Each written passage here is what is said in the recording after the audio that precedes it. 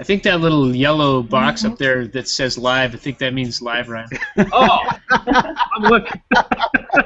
Hey, I'm Nobody just said anything, man. I'm just a guest. I just wait to be guided, man. That's all there is. Okay, here we go. Go, Ryan, go. There you go. Welcome to Pond Boy. After we had about 10 minutes of dead air in the beginning there. So, hey, technical difficulties this morning, but we got it figured out. We're on a little bit late, but you know what? The important thing is we're on, right, guys? Yes. Yeah. So, hey, listen, I am so stoked for today's show. I've been looking forward to this all stinking week. We're going to have fun today. We are going to play some games, and it's going to be a good time. So we are pleased to welcome Stan. Stan, you are a stud for coming on the show. So. Well, I appreciate it. You and I did that other show together with Delilah. Yep. A couple of months ago. Yes. And I can tell you right now, Ron, I ain't going for the Halo deal. I don't believe it at all. Well, the comments I got last week on the other thing, I was going to skip those. So. I'm not even going to comment on what another thing is because I don't. Yeah, we just won't go there. So we usually derail this show pretty quick into this thing, and I'm expecting the same thing, no less from today's show. Okay, so I'll be highly disappointed if that doesn't happen. Okay. Well, anything I can do, let me know. Oh, I'm sure you can facilitate that. Hey, listen, Stan, you are a kind of a renaissance man, I think. You've done a little bit of everything, and you somehow have ended up here in the Google Plus. And what's attracted you to this? Well, that's interesting because the first time I came over to Google Plus, I was like everybody. I saw it was a ghost town, and I basically kind of got tired in some of the other social media stuff of just constantly being sent. I mean, things that look. If you want the way I enjoy all the stuff that you want to send. I love personal stuff. I really do. But if you want to send me a picture of like. You eating a hot dog, you need to be at Nathan's in Boston, at the original Nathan's or on the wharf or something, and you need to be eating it with the Pope because that would really, really interest me. Other than that, I don't really. I've seen lots of hot dogs. I got a grill outside. I cook all the time. So you're kind of anti like run-of-the-mill boring crap, right? Well, I like really. I mean, I like stuff like if you're like a person that cooks ribs or cooks a special kind of dish or something like that. I love that stuff. I mean, I really do. I've even got a little recipe site that I put my stuff up there on. But just to send me a picture of a McDonald's cheeseburger, awesome. That's just great. That's exactly what I needed to do because right then I was in the middle of conversation with a client, so I really kind of needed to stop and go look at that McDonald's hamburger for me. How about that? Yeah, man, you grow those, right? Yeah. So I mean, this is no, those are not grown. Those generate prolifically here by accident, and neighbors will drop them off to other neighbors. It's. I mean, is this acceptable? I mean, it's food. Mm-hmm. Yeah, because I do a garden thing, man. I mean, I just moved my desk so that right now I'm looking at my garden, and I have like peppers and I've got zucchini and squash and watermelon and cantaloupe and kale and romaine lettuce and probably 5 or 6 different kind of peppers and I don't know how many different kind of squashes and beans. Tomatoes and these. That's you got what now? I have tomatoes and these.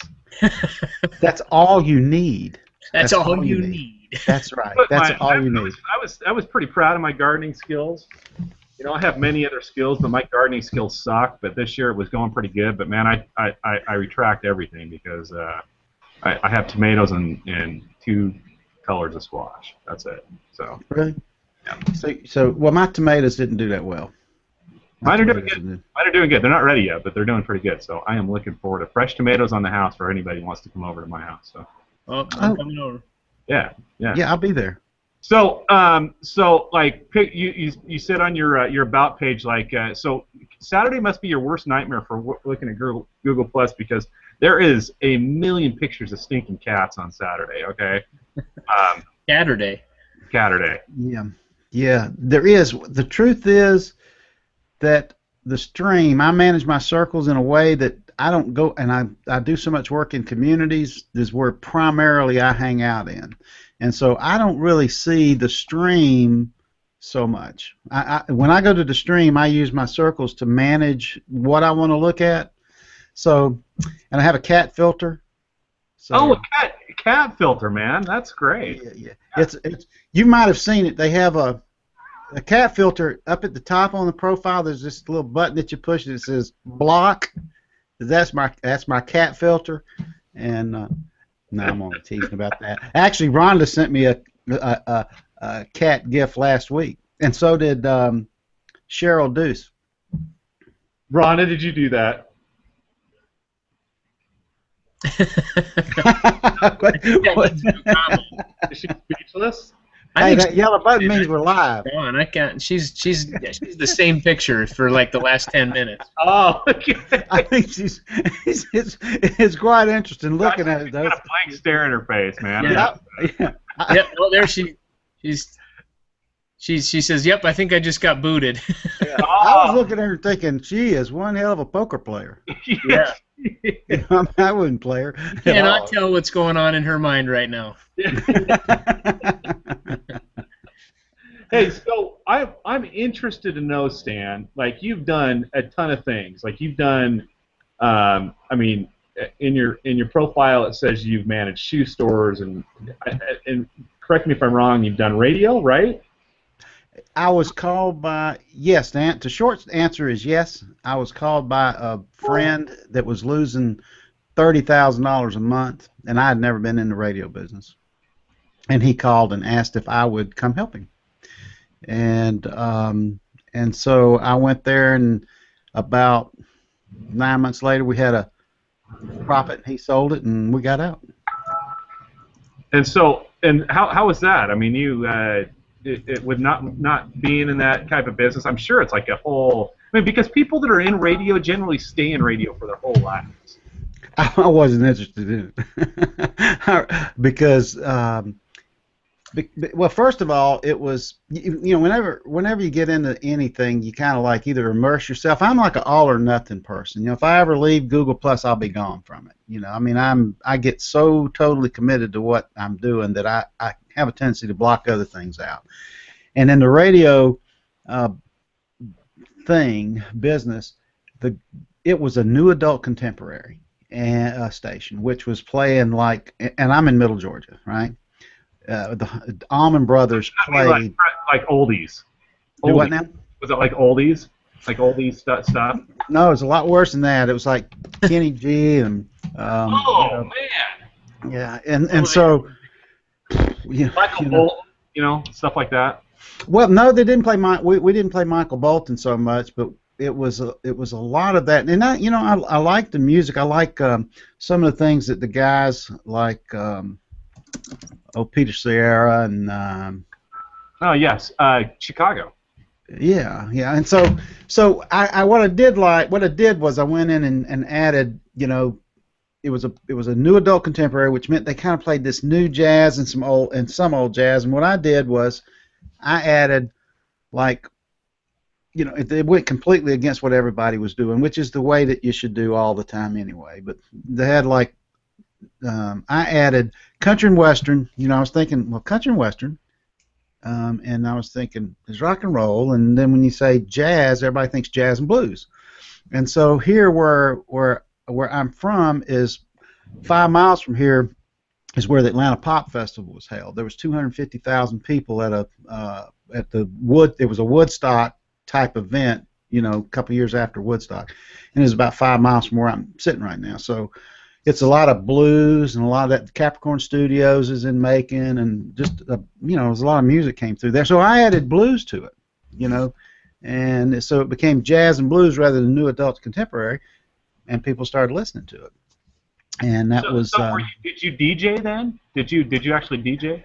You know, I did for a couple. I did for a couple of weeks, but the DJ thing is, you know, we had a guy named Bob. I can't remember Bob's name, but you know, a DJ on those stations. Do what? His name's Bob. Yeah, Bob is Bob, and but you know, he had this thing like smooth jazz. I mean, that's the way they talk. You know, all the time. It's smooth jazz, and I just don't have that kind of a, you know, ability to talk like that. So you got to have a radio voice, right? I mean, either you have it or you don't have it, right? Yeah, and I didn't really have it, and so, you know, people would call in and say, "Who is that guy?" You know, and it would be me. It'd be like, it's me, and so, you know, I needed somebody to. I needed, you know, you can't do everything, so I had somebody come in and do the radio announcing, and we put it on an automated system, and like I said, turned a profit by, actually, this was 1994 when all of that was going on, and the internet had just begun to get some momentum. So what I did was I added websites as a value added thing to the advertising schedules, and they didn't really know what they were. People didn't know what they were. They just knew that there was a lot of it, and it was a lot going on with it. So that's actually how I turned that station around. So I was a DJ one time. Really?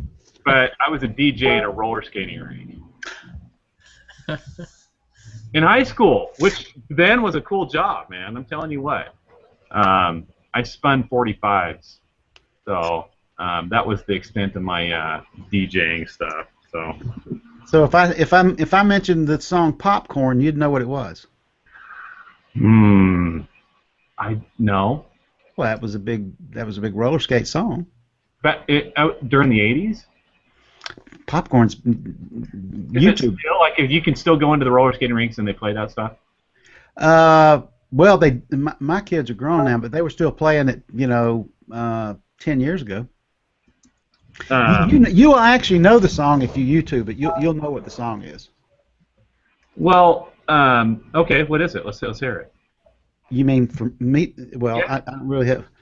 It goes like dun dun dun dun dun dun dun dun dun dun dun dun dun dun dun dun dun dun, and that's about it. I mean, oh yeah. It's like popcorn.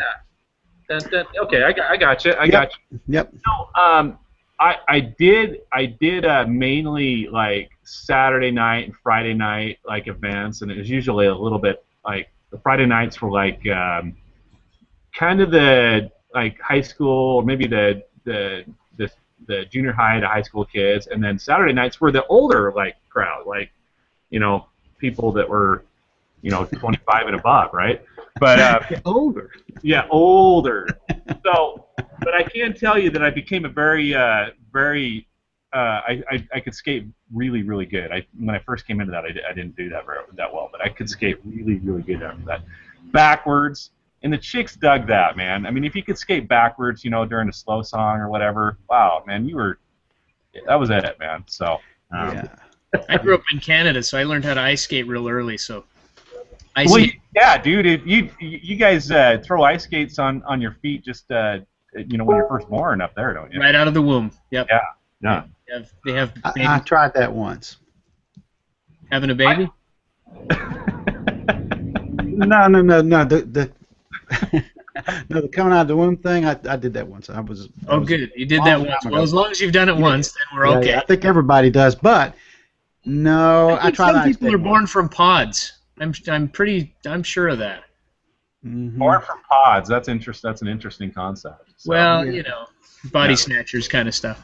Oh, yeah, he's thinking of Sutherland, Donald Sutherland, and those guys. Yeah, Donald Trump, Donald Sutherland, probably anybody with a Donald name, maybe. I don't know. No, it's the Donalds now. It's a plural thing. The Donalds.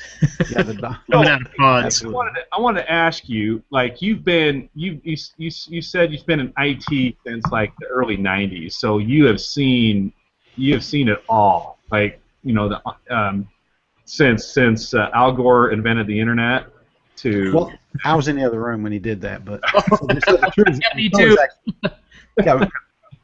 I was David Longoria. Yeah, I was in the other room inhaling, but that was his partner. So.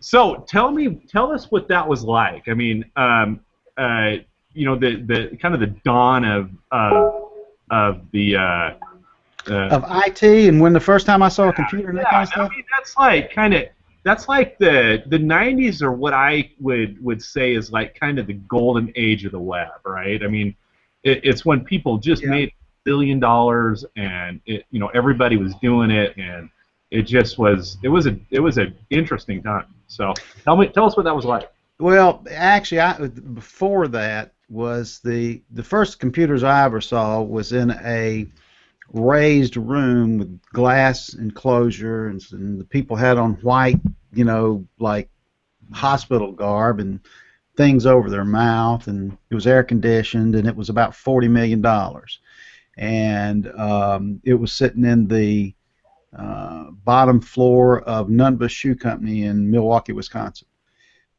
And all I knew was that, like, we had the stores that I ran we had stores in, they were called the Brass Boot, and we had stores in Washington. It was really difficult being, like, it was really difficult. We had stores in Bal Harbor, Florida, and in Beverly Hills, and in Houston, and Los Angeles, and D.C., and San Francisco. All of them were really, pretty nice cities to go visit, but we found the store in Beverly Hills. What I thought was really neat about computers was that we could look up Stevie Wonder wore size 7.5, and we could find out where the shoes were at in the 7.5 and ship them all to him because he could buy them.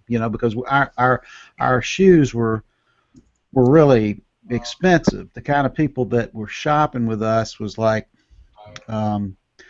In the Kansas City store, I was kind of the guy to come to when they'd come into town. The people like Bob Seger and Fleetwood Mac and the Rolling Stones they would come into the store and they would shop with us, and they knew who I was because I was kind of known as being I knew a lot of people and I could get a lot of people together. I mean, think about it.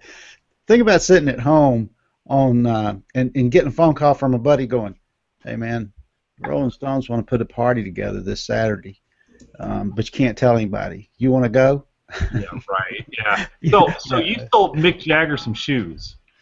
Yeah, they were a little flat. Yeah. Actually, we didn't sell him any. We gave them to him. But that's a different story. Yeah. See, the rich and famous don't have to pay for anything. Yeah, they don't pay anything. It's just exactly like Eddie Murphy said. Just how it should be. Yeah, just how it should be. Yeah. Anyway, go ahead. Anyway, that's kind of how I got into it. Was that we could keep up with the trends that were going on. We could ship them around to different places and get the stuff. I mean, our average price line back then was $125, and that was a lot of money when you think about it. Yeah. For a pair of shoes. Yeah, that was like, and that was in the late '70s, early '80s. If you do a search for, I was on a team that won a national Addy for the phrase "Do it with your shoes on," and that was what our thing. That's what our kind of logo and. Well, $1.25 for shoes in the late '70s, man. That is, what's that, like $500 now? I mean, that's a lot of. Yeah, it was a lot of cash, man. But we I hand carried a pair of baby blue alligator boots to Sylvester Stallone's house, that kind of thing. And that was back when that's back when Rocky was. Yeah. I watched the Rocky Fest yesterday, by the way, man. I mean, I think Rocky 1 came out in like '77 and Rocky 2 was like '79, so that was like right in the heyday of that. Yeah. Yep, that was the big deal then. That was a huge deal. Some baby blue, which was. Did you bring him a blue leisure suit as well? No, they had to be handmade too. They had to actually make them for him. Is that right? Yeah. So Sylvester, I guess, I mean, he'd already done Rocky 1 or Rocky 2 by that point, and I mean, it's probably rolling in it, right? I mean, that was a big deal. So. Yeah, it was exciting to be. There was a lot of people there. And so where was this store? Where was this store? The stores were in D.C. they were in Georgetown, and in San Francisco they were right off of Polk Street. And then I spent about maybe 4 months in Beverly Hills moving the store from Beverly Drive to Rodeo Drive, and Wow. yeah, there was a lot of it was fun. But that's all the stores were in that kind of arena. You know, we were in if Saks Fifth Avenue was there, we were there. So what? Okay, so you were in California, and No, I lived in Milwaukee. okay, gotcha. Yeah. So did you like were you like you managed these stores, right? You were the main guy. Yeah, I was the assistant general manager of the brass boot division. So and I was young and I was single, and so I was the guy you could put out on the road for, a year and a half, literally, and not ever have to come back. At one point I was on the road so much that I would just box up my clothes and ship them back to Milwaukee. So tell me, Stan, you got a picture of you during that time, man. I'd love to see that. Okay. Yeah, Jerry curls and everything. I've got one somewhere. I mean. So did you have was the hair growing out? I mean, was that? Oh yeah. I mean, I can't tell you the exact story. I can just tell you that I woke up one morning with a perm. You didn't have one the night before. I did not have one the night before, but I did have one when I woke up the next morning. Awesome. And it was. I have heard that was a really fun night. That's what I heard. From others that were there, but. From others that were there. So. You were living basically the life of a rock star, right? I mean, because you had been making pretty good money, right? Well, yeah. I mean, I was doing. I wasn't. It was okay. I was making okay money then. I mean, high-end shoe stores in Rodeo Drive and Beverly Hills, and I mean, come on, man. I mean, wearing the blue leisure suits and that had been how you were rolling, man. So. Man, them blues. Don't knock the blue leisure suits, man. They were. I'm not. If I could have one right now, I'd be wearing it. I'm telling you, man. It's throwback stuff. Those babies zip all the way up. That's right. That's right. With the like integrated belt. You know what I'm saying? I mean. Yes, I know what you're saying. I think people use it to work in their yards now. So I mean. No. That's church stuff for me. That's Sunday go to meeting clothes right there. That's what that is. You get on your Sunday go to meeting leisure suit. That's Sunday go to meeting stuff right there, man. Man. So what brought you? I mean, what are you doing right now? What's your passion right now? I mean, I know you do this, and what do you do? I've been self-employed since about 1984. I've taken on a couple of jobs for people that would need some things done. Like I do the same thing. If people need some things done. Yeah. What are we talking about exactly? Well, it's not quite the same as the things that Kirk might. I saw his tag the other day that said anything for money, and I was like, okay. Well. Not wet work is what we're talking about. No, but it was right now. I've probably support about. I'm probably down to about 60 websites that I support and that I created and developed over the years, and then I do consulting, and I do I do some networking stuff. Whoever is listening in. Who's that in the background? Got a thing going on. Wow. Let's talk, Jimmy. Is it Jimmy? Sorry. It's me. But I do consulting and stuff like that primarily, and I do and I have a lot of fun with the tech support folks in the out in the world. I mean, guys on tech support, I really love those guys. I send them I actually had one this weekend where I sent a guy. He really got mad because I sent him a thing saying, you know, I wanted to tell you how much I appreciate your level of knowledge, because if it wasn't for you, I wouldn't have a job. You know, my people wouldn't pay me to fix this stuff, because he was incredibly bad. You know, it's like Man, there are some bad guys out there. oh man, They pass themselves off as knowing what yeah. to do. I mean, I had a kid come in here. It was a couple weeks ago, and I had a computer that I can't remember what's wrong with it. I mean, if I spent a little bit of time with it, I'd probably get to fix it myself. And anyway, he owed me some money, and I go, I'll tell you what, if you can fix this computer for me, because he was boasting that he was like some big IT dude, and he literally destroyed the computer. I had to send it to somebody that knew what they were doing to put it back together. And I'm thinking, dude, what? I mean, what? Really? I mean, what the? You just like jacked my computer up, man. I mean, what's the deal? So bad people out there. No kidding. So, and I get what you're saying. I mean, you get guys like that to destroy things, and then they turn it over to a guy like you to fix it, right? So. Well, you know, that's the whole thing, though. Is the reason that if I have any skill set in computers, it's because I have no skill set in computers. Every time somebody tells me they're a guru or a ninja anything about that stuff, it's like, you know, it's hard. It makes it very difficult, because I don't think any of us know. I think all of us know about this much. You know, you could probably tell me enough to be able to help you with your computer, but without, you know, you telling me, I don't know anything, man. So remember this, guys. So if you go to a computer guy and he says he's a ninja with computers, run fast. Yeah. There's 4 levels of computer knowledge, and just like there is in the pawn thing and whatever else you're doing, there's 4 levels. And I don't know if you've heard this before, but there's 4 levels. The first level is that you don't know anything, and you know, you're just kind of brand new, just kind of learning. The second level is where you know enough to be dangerous. You know, you're pretty stout on them. And the third level. That's where I am with computers. Yeah. Well, the third level is where you are the man. That's the guy that came into your store. He is the man. He is the guru. He is the ninja. He is the sensei. He can fix that thing, right? Yep. And then the fourth level, which is the level I'm at, is you don't know anything.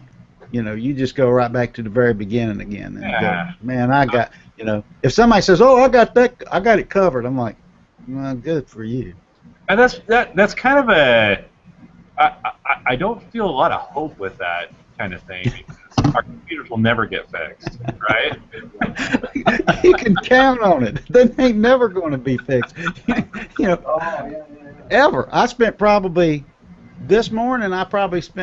Before I could go to work, I spent probably 45 minutes working on mine, and it's it's like brand spanking new. I just got it it's a week old today, and I probably spent 45 minutes on it this morning. Is this one of those things where you put your leisure suit on and then you just kind of put your hands on the computer and give it a couple of words and then it's fixed kind of thing? No. You have to switch over to your gold spandex biker shorts when you do. How did you know I had gold spandex biker shorts? It was just, I could tell. Because you're a level 4 biker. That's right. I don't know anything, and my spandex are gold. Actually, they're kind of an orange color. Yeah. Oh man. I think you got every color of spandex bike shorts, probably. That's probably true. Yeah. And so introduce me to Jimmy. Hey, you know what? We're gonna give Jimmy a little bit of time, dude. You got 5. You know, it's our fault, not your fault. You got 5 minutes to do your thing, man. Jimmy 5 at 5. Yeah, but we're changing it today. By the way, I was gonna say, I think Stan, Rhonda stole your Halo, dude. Mhm. I did. Yeah. So. Oh. Yeah, you can't have it back. So, anyway, let's give this thing to Jimmy. We chatted briefly this morning, and we kind of figured out what we're going to do, and take it away, dude. I'm going to go snag these items for you so people can see. Yeah, good. So, show a picture. Yeah. Hey, Stan, I follow you around the Google Plus a little bit, so it's nice to meet you. It's nice meeting you too. I'm Top Jimmy CPT. I'm the resident certified trainer and nutritionist here. And on this show, we talk about equipment that is in Ryan Lightning Pond's pawn shop that is Top Jimmy approved. And we were trying to do, is it Top Jimmy approved or is it not Top Jimmy approved? But Ryan doesn't buy junk, so it's hard to come up with stuff that's not Top Jimmy approved over there. But today we got some sweet, really sweet black diamond hiking poles. And these are obviously Top Jimmy approved. Let's see them. Hey, I wonder where you got those from. Yeah. I've been looking for those. Those are sweet. That's the only thing I've got left from that lot of stuff I bought from you, dude. Is it right? Yep. Cool. So. Well, hiking poles are way Top Jimmy approved, of course, because hiking is phenomenal. And your Lightning Pawn Shop is in the heart of Utah there, Midvale. And there's literally thousands of miles of trails with the trailheads less than a half hour from where Lightning Pond sits. So hiking is phenomenal. It's just fantastic exercise. When you're hiking up a steep slope, you're working the same muscles that you would be working if you're sprinting, even if you're just walking up the slope. So obviously that's a great health benefit and a muscle builder. Clearly also builds your cardio. And where the poles come in, they're really great for seniors because they can help you keep your balance out on the trail, and you know, when you're a little bit older, coming back down some of those steep trails are really rough, and those poles really help out. And if we you're don't not call them seniors, Top Jimmy. We just say that they're more safe distance from the equinox. Yeah, I heard what he called me. I'm sitting here listening to him going, okay. I was going to say, Stan, that you should listen to this, but no, I didn't want to. Well, the senior thing. You're just more experienced is all. So the more experienced crowd should really like the poles. Helps them keep their balance, helps them save a little wear and tear on their knees because they've got a little bit of that going on usually already. And but it's not only for that more experienced crowd. These poles, if you're younger, you can work your upper body. Hiking becomes more of a lower body thing, especially if you're going up a steep trail. You can use these poles for your upper body and kind of get a good grip and pull yourself up at the same time you're stepping, and that adds upper body. You'll get your chest muscles, you'll get your triceps, you'll get your forearms, a little bit of bicep, but mostly tricep, chest, shoulder, and obviously if you're hiking, you're working the heck out of your legs, your quads, your glutes, your calves. So hiking and hiking poles, very much Top Jimmy approved. Where are you at, Jimmy? Right now I'm at the University of Utah. I live in Utah near Kirk. I'm right by Kirk's bike shop and not too far from Ryan's pawn shop. And I work up here at the university during the day, and I do my training sessions and whatnot in the night usually. Where are you at? Georgia. Georgia, man. I bet you thought I was from like France or something because of the accent and everything. I can tell you were down there somewhere. You know, I've been to Georgia one time. I loved it. The people were nice. The food was awesome. I'm serious. Well, you know, it's like every time somebody comes and visits us down here, they're like, what? You know, they think something's wrong, and they'll say, these people are strange. It's like, why do you say that? Well, they keep saying hello to me. Yeah, exactly. Yeah. They go, you know, I was just walking down the street and they said hello. I'm like, yeah, well. I was on a road trip at the time with my family. We were literally driving across the north side of the country and back to our house, back to Utah, and the south side of the country. And we went through St. Louis and a couple other cities, and Georgia was the first city the people were friendly at. I was just, and obviously the food there was phenomenal. So I'll be back to Georgia. Mm-hmm.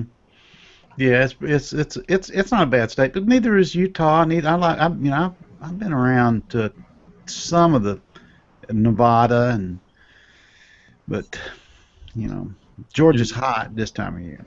Yeah, so is Utah. We get so dry. You Really? you have been to Utah though, Stan? Yeah, that was back in the. I spent I spent a week there one night back in the early '80s. You spend a week here one night. That was Yeah, probably a good one. I was getting a lot done pretty fast back then. I was having, That was back. That was back when he was actually wearing the blue leisure suits. No.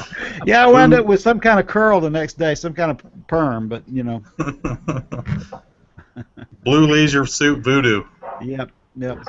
So these things are for sale for $60. Oh. Go get your hiking poles. Black I have Diamond. one. I use them. I use one in the mornings. Good. Do you have one? Yes, I have one. Okay. Black Diamond is a top-notch brand, very, very high-quality brand, right here out of Utah. Yep.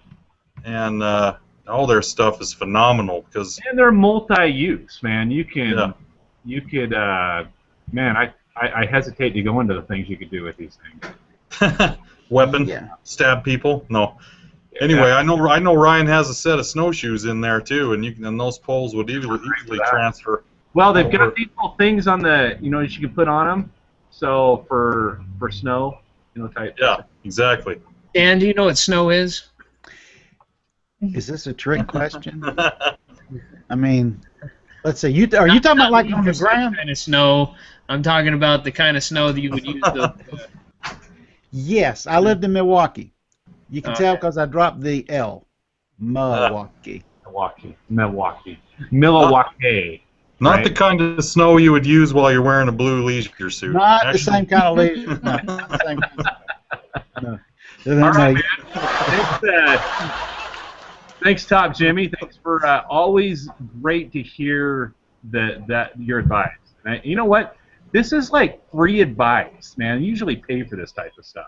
Yeah, I charge big bucks for this. Big bucks for that. Yeah, I know about that, big bucks. Yeah, Kirk does firsthand. Hey, let me tell you what, though. I got to tell you, I got to put this in there. I lost 18 pounds in 3 months. Wow. I have hardly any fat around my waist area at all. I'm much faster on my bike than I was 3 months ago, and I gotta, Top Jimmy. I mean, that's where that all came from. He showed me how to get back into my every time, man. So your stuff is working. He kills me up the hill every time now. It's very. Yeah, that's awesome. There's nothing better for a trainer than to hear stuff like that. So thank you, Kirk, and thanks for having me I'm not trying to on. kill you up the hill, Ryan. I'm just riding at normal speed. You kill me every time, dude. I mean, I can't. I used to at least stay on your wheel, man, but I can't, man. So, of course, I've got a few years now. Ryan, I'm right here for you, bro. You know what? I'm about ready to pull the trigger on that because Okay. my ego is Getting destroyed.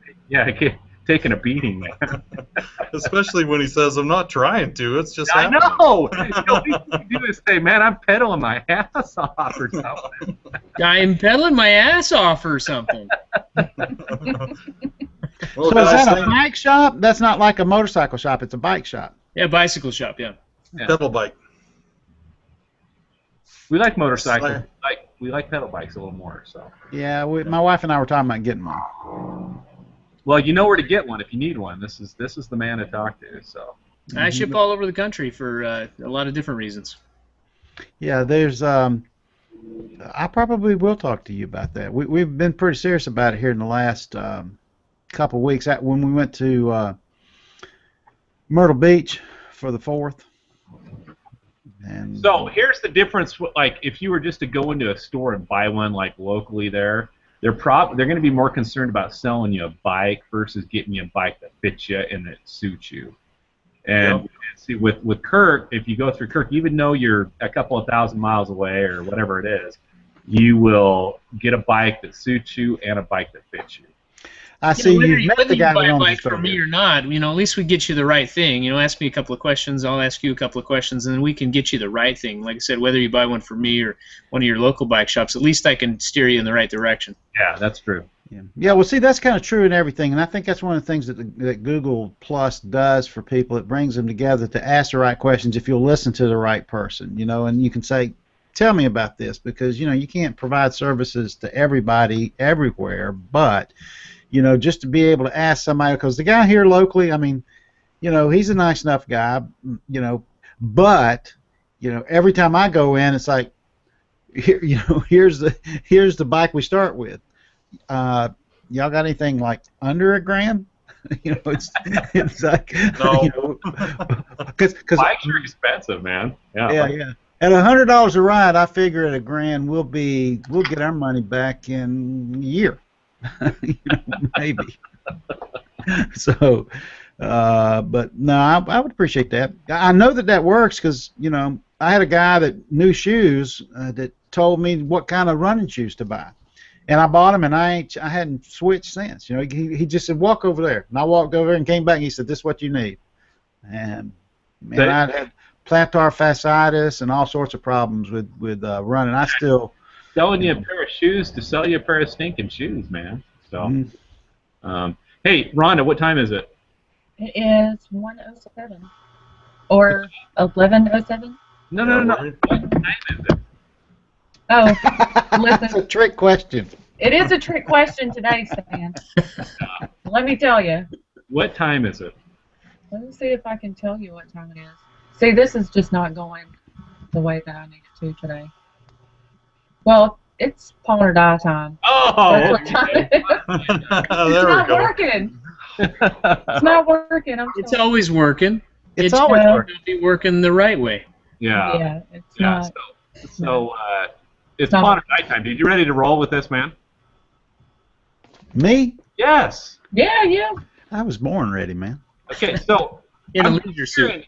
I'm holding you to a little bit higher level with this thing, dude, because you've been in so many different things. Okay, so the expectation is high, so no pressure. Okay. Okay. So what we're gonna do is you're gonna give me an item, and I'm gonna tell you how much it's worth, right? You're gonna tell me how. We're tweaking this, and I didn't tell you guys before about this, but we're tweaking this a little bit today. Okay. We want you to give us a price of what you would buy. See, you're opening up a hypothetical pawn shop, and we're giving you $5,000 to do that. Hypothetical $5,000 or imaginary $5,000, and you're gonna spend as much or as little as that as you want. The key is to get at least keystone out of the item, okay?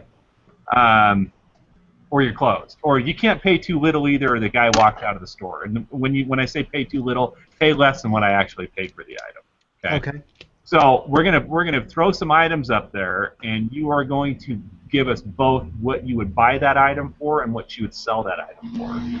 Okay. Give me 1 second. Okay. It's Karnak the Magnet. $5.23. I'll let Johnny Carson, man. Okay. You see that, Stan? I see a pawn. I see you. I don't see. I see a pawn. I don't see it. What am I supposed to see? Just click on Rhonda's screen. It'll pull up the item, the first item. I see Tiger Woods signed flag. Oh, that's a sign from the Masters. That's a Masters flag, an actual Wow. Tiger Woods signed Masters flag, 2001. So that was one of the years he won it. Give us your best guess. Does it? Now, keep this in mind. Keep this in mind. I bought this during his douchey stage. Okay. Douchey stage. Does it come with a 5-iron that was in a car and a particular fancy that at a Exactly. specific time? Oh. Well, then I think it would be somewhere. I think it was somewhere near $250 million is what it was worth then if it was with that 5-iron. Yeah, or more. Well, he's worth pretty dang close to $1 billion now. I think he's rebounded, and he's rebounded a little bit in popularity. So, bought it in the not so good stage, and I still have it. So it's rebounded a little bit. So that's what I'm going to tell you. So.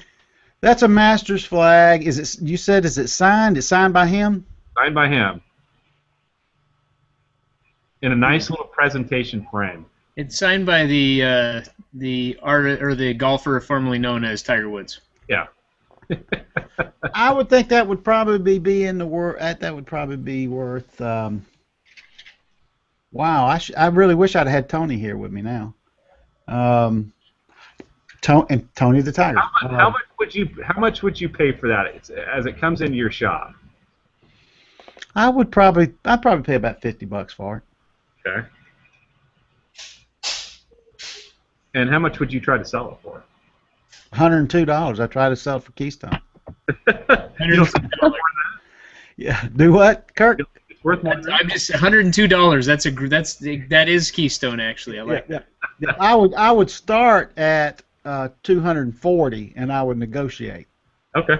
Okay. All right. All right. All right, Rhonda. Next item. Next item, sister. Next item. I would pay. Let me think. Oh, there we go. Oh. All right. Can you see it, yeah. man? Yeah. Okay, so this is an actual firing cannon. You know, if you go back into the Pond Boys archives, we fired these things outside. I think that was like show 5 or 6, maybe. We fired. Do you remember what show that was? Going back through it, Rhonda? I think it was show number 4. But that's my guess. It was really close to the beginning. Mm-hmm. Yeah. It was really awesome to see it fire off. We actually fired these live on the show, and they shoot golf balls. And they'll shoot a golf ball about 700 yards. Really? Yeah. So. Just put that on the tee box and light that puppy off. Yeah, we're trying to save the whole golf Tiger Woods theme. You know what I'm saying? What's it made of? The barrel is made of stainless steel, and the base is made of aluminum. And how big is it? It stands probably about 8 inches tall, maybe, and it's probably maybe 12 inches long. Like that's with the base and the barrel and everything. I would figure that would probably be, I think it would probably be in the neighborhood of $75 is what I'd pay for it, and I'd probably ask $200 for it. Okay. All right. Next.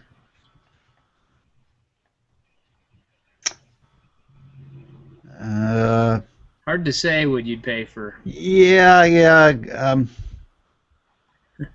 Okay. What are those? All right. So these are some genuine replica lightsabers, and I've got to give you the. Let me go get these things because this is just a picture, so you got to get the full effect on these things. Okay. Replica lightsabers. I mean that. Genuine replica lightsaber. Genuine replica. Yeah. Not fake replica, but genuine replica. Knowing how many Star Wars geeks there are in Google Plus, it's just full of them. I got a pleather couch I want to sell you too when we finish. A genuine pleather couch. Genuine pleather. Oh. Were they in that video that guy did? Were they the same ones? They could have been. They could have been. That would be the deal too. You know. Hold the speaker up towards the speaker there, Ryan, so you can hear it. Oh, okay. Oh, okay. Well, it just went up. It just went up. Those are probably worth.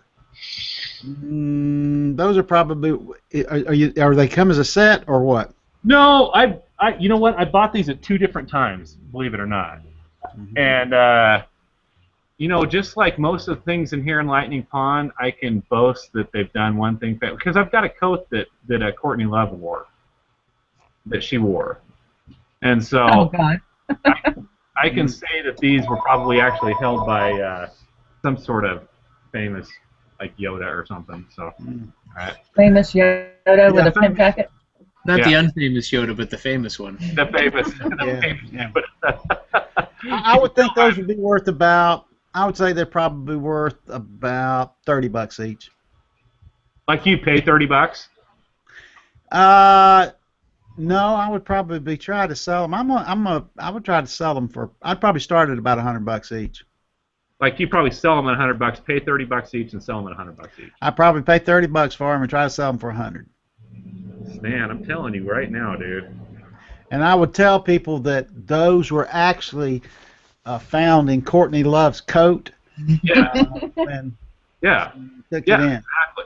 Yeah. Yoda was found in the coat as well. The Yes, famous yes. Yoda. You guys remember that? Have you seen that movie, Planes, Trains, and Automobiles? Oh yeah. Of course. Oh, That's not a pillow. You know when John Candy is selling the shower rings? Yeah. Yeah. Here. So I kind of do that same thing, man. I mean, because he was boasting that these are like Liz Taylor signature earrings or whatever they were. You know, I got it all here, man, and it's very famous stuff that famous people have touched or had or whatever. So it's always worth more, man. So, It's always worth more. yeah, so okay, item number 4. Ooh. Okay, bud. Leather This- Triumph. This is a leather Triumph riding jacket, and this thing is pristine. And the story goes with this one, because I've got a story with everything, right? So Of guy course. brings me in, and I go, where's the motorcycle, man? Because I was more interested in the motorcycle than I was the coat. Where's the Triumph motorcycle? He goes, oh, I've already sold it. And I go, you sold your Triumph, man? Did you have to give up your man card, or what's going on here, man? Anyway, so he was on the freeway, and he got cut off by a big truck. Now he didn't go down, but it scared him enough that he was like sold the bike and now selling the jacket. And so this jacket is pristine, man, because he didn't have the motorcycle or the jacket that long at all. So Is the jacket from like the 80s or 90s or what? no, it's a newer edition jacket. But man, if you price these things like how much they are, they're I would think that it's probably worth.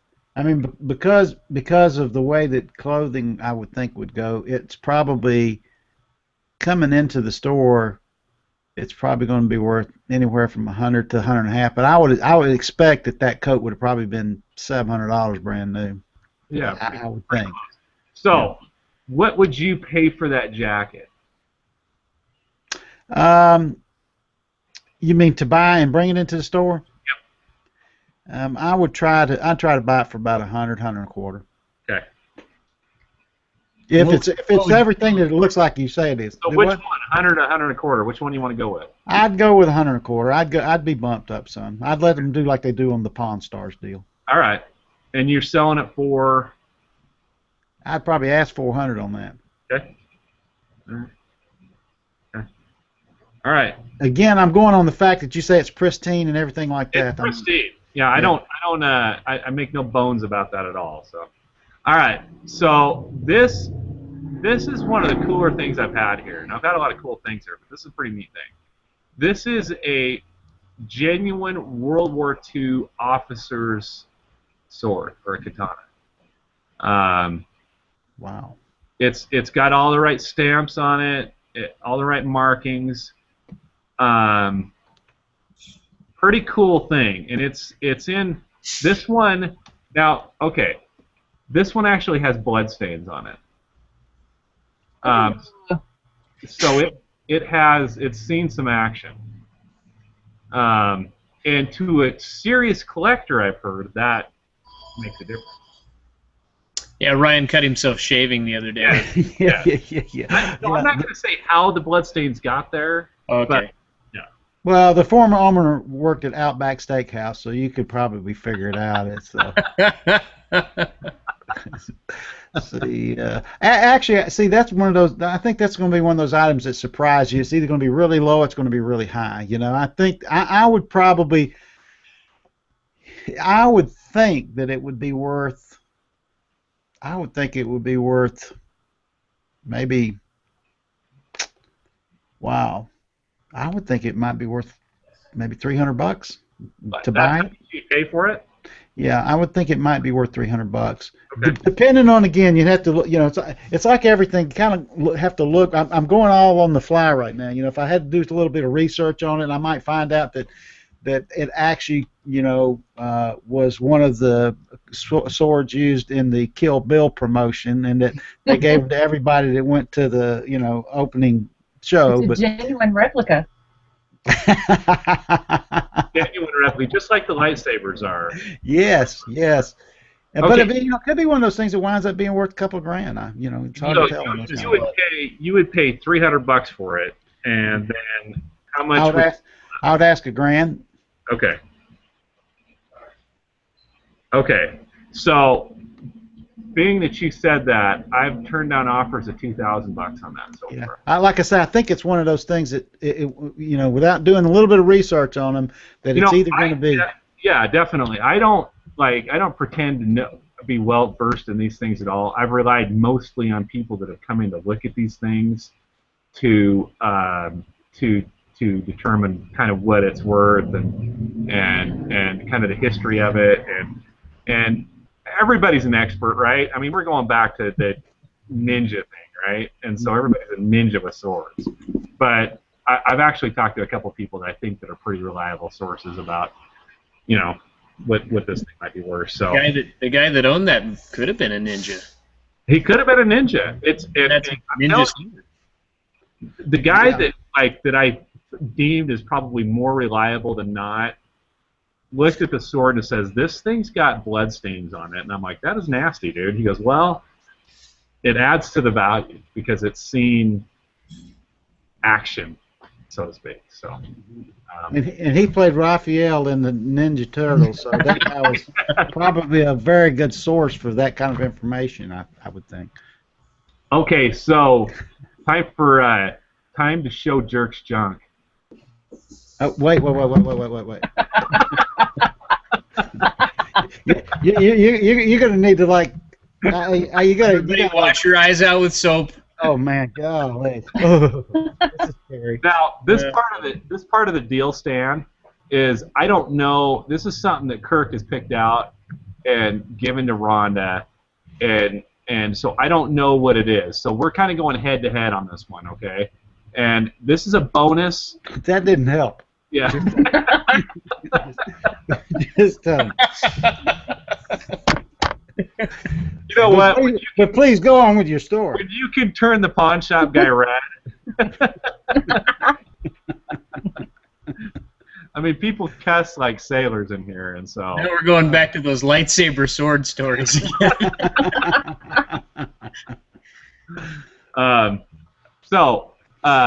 Without trying to put my foot in my mouth with something else, this is we are playing. You should stop talking, Ryan. Yeah, we are playing against each other, okay, on this one. So I don't know what it is. So we're both playing the game, okay. Uh-huh. And the thing is with this is it's a bonus thing, and we're not giving you a choice whether you get to play or not. You got to play. So here it goes. So the way this works also is that Ryan has to write down the amount that he would give for that, and then he's going to show first. After you tell us how much money you're going to pay for it, then Ryan will show us what he wrote down. Okay. Is that right? Did I do it right? Yep. Okay. Am I allowed to ask what it is? Oh yeah, sure. Okay. I might not tell you, but you're allowed to ask. What? Okay. Yeah, because you use that term junk, and I'm looking at the way it's configured, and I'm looking and going, what would that be used for? Multi, right? I mean, you can put them on your bike, or you can put them on your mixer. Right? Yeah. Is that brass or copper or both? No, these are titanium. Oh, they are. Yeah. Oh. Yeah, these are titanium spindled. These are considered the Crank Brothers Are those used, bud? war tie. Are they, Do what? I can't hear you, Ryan. are they used or are they brand new? These are used. These are used. Are they in good shape? They're in excellent shape, yes. Okay. And can I ask questions like, do people use them every day? Yeah, this is a pedal that goes on your bicycle. This is something you'd put on a high-end bicycle. And being that it's titanium, it's going to be lighter than the average pedal. Yeah, but it's also meaning being titanium, that kind of stuff. The metal collectors will come by and pick those up in large quantities for any of them that's broke too. So they have a certain value for them, even if they're not usable. That's correct. And these, the way they work, they're all rebuildable too. So if any of the parts get broken, you can rebuild them. So that's something to keep in mind.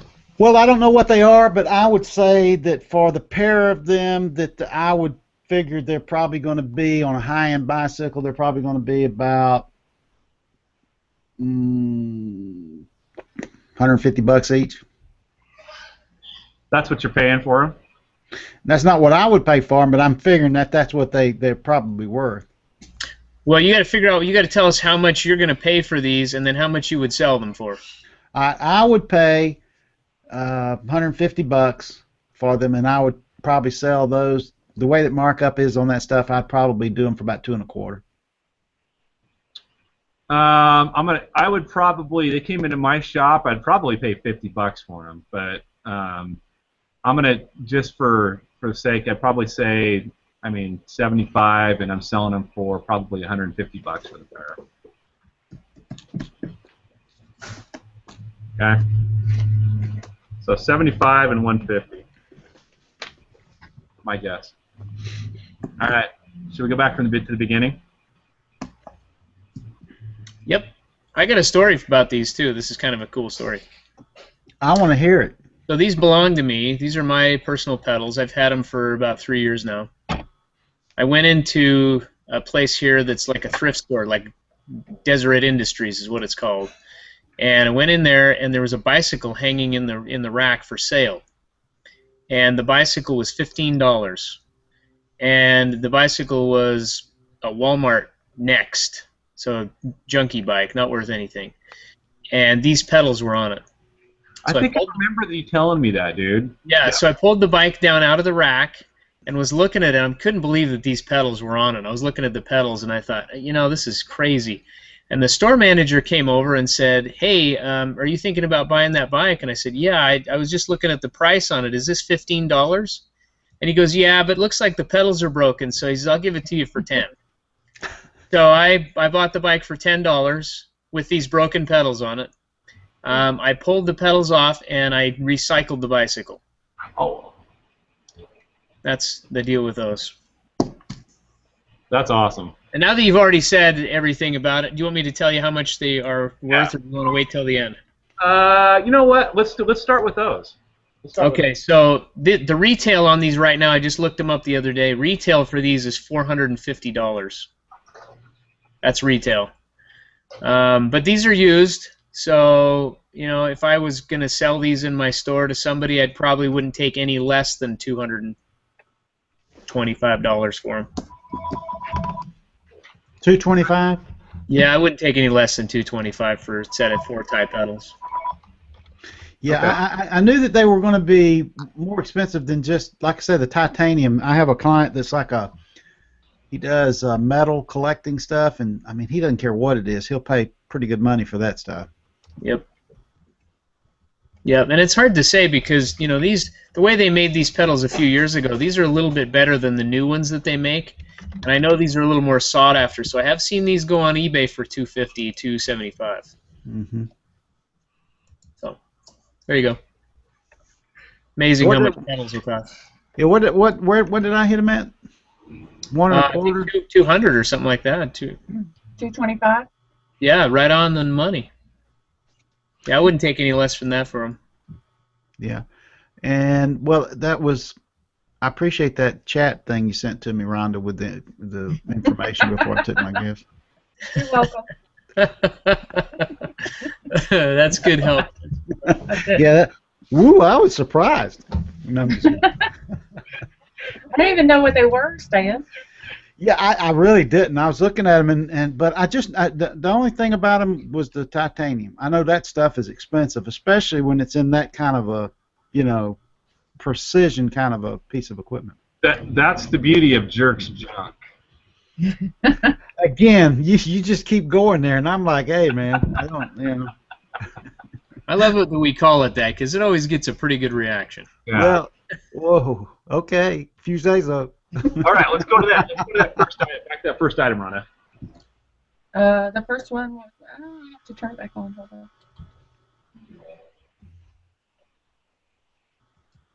Okay. Flag. So, Stan, your guess on that one was $50, and that I think that's, I paid I think I paid $40 for it. So just because I wasn't sure if it was real or not, but I did get it authenticated. So, and it's been in my store for a while. I've got $900 on it. So, I think he's got to get a little bit more out of the douchey stage. You have such a way with words. That was. It's got to get yourself out of the golf closet. So somebody came in and paid me $500. I think you're all right. So you know what? You said $240. I think you could easily get that out of it. You're good. You're good to go on that one. So, item number 2. Golf ball cannon. Okay, golf ball cannon. You said on that $75, and you were right on the button, dude. That's spooky. And I've had a couple of these in here. I've sold them anywhere from $2 to $250. So, well done. Well thanks. All right, 3. Lightsabers. Genuine replica sabers. Yeah. I paid $25 a piece for these things. So I was embarrassingly high on them. Yeah, $30 a piece. Yeah. And I've got them on sale for $100. This is weird, dude. I mean, are you cheating somehow? What's going on? You feeding them stuff? No. Oh yeah, we're all just feeding him stuff. Yeah. Yeah. Well, stuff like that. I was really close on that sword. I think you still did okay on that, dude. Okay, so item number 4. Okay. Triumph jacket. You said $125. I actually paid $75 for that jacket. But I think the jacket's worth. About $3. Selling it for about $4 is. So you said $4. Selling for $4 is a little bit high, but and I don't think you got hurt at $125 because I think it is worth $300. But they are a tough sale. Like at that, they're not fast movers. So, but eventually it's going to sell, right? So. Mm-hmm. Anyway. Yeah, when the right guy walks in for that, he's going to buy it, and he won't care whether it's $250 or $500. He won't. He just won't care. Yeah, he'll pull the trigger on it for sure. Yeah, because it's a Triumph thing. This is a World War II Japanese katana, genuine. Okay, so I paid for this and the flag. I paid $150 for them. I think they're going to sell separately, but I've turned down offers. I think the sword's worth $300. You said $300, which I still don't think you would have gotten hurt on. Obviously not, because you could have sold it for $2 easy. So pretty well done on that one. I just bought it for lower because I wasn't sure about it. I don't know that much about him, so I wasn't sure about its authenticity. No, you just bought it for lower because he was willing to sell it for lower. Yeah, you're right. I mean, let's just get it out there. Oh, Ryan. Oh, yeah. He told me $50, but I said, no way. I'm giving you $200. I've just got to sound, man. I've got to sound innocent on this, man. And so I am a friendly neighborhood pawnbroker. And I don't know if that's an oxymoron, but so they're the guy that my friend down here, he keeps putting out stuff about. We won't get too political, but I'll just say that he puts out stuff about every time a certain person brings out a new ruling or a new law or a new something that everybody's got to live by. He goes, man, just keep bringing it on here because everybody starts pawning their stuff to him. It's like they can't.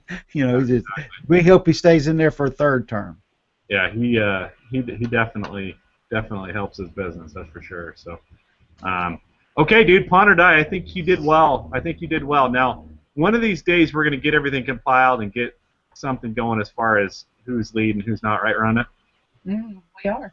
Yeah. So, I think you're gonna be up there. I think you're gonna be in the top 5. You should be anyway. So, well done, dude. You did not embarrass yourself.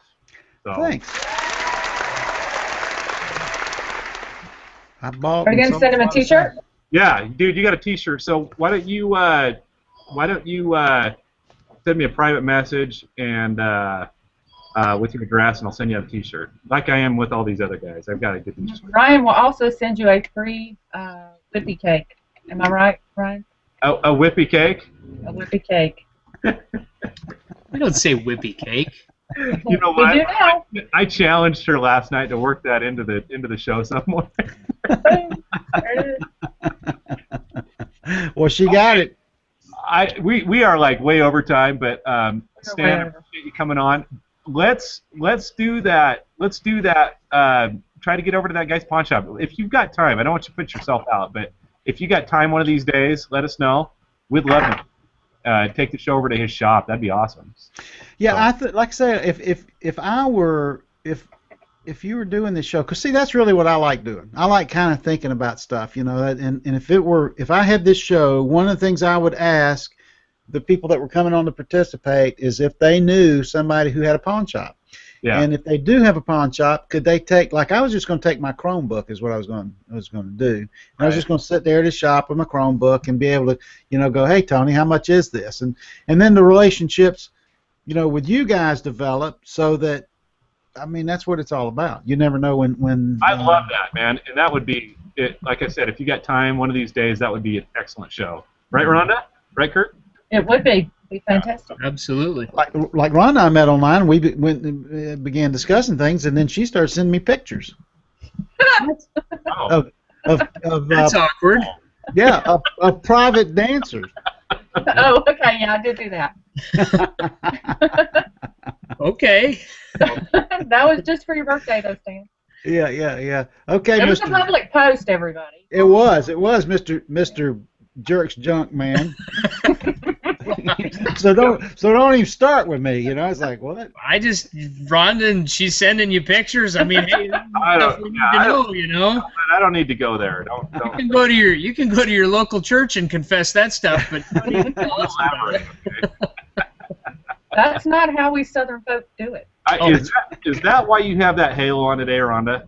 Yes. Yes. Okay. You got to feel better about yourself. No. Yeah. About Tina Turner and cats and Stan's birthday. Yeah. All right, Stan, thanks for joining us. It's been a pleasure. As always, thanks, Kirk. Thanks, Rhonda. We'll see you next week on Jerk's Corner. I'm sure it'll be an exciting situation for us. It's always a surprise. Kirk always has great guests on that show. So we'll see you next week on that show, 2 weeks on this show. And thanks for joining us, taking time out of your day to join us, and we will see you next time. See ya. Bye-bye.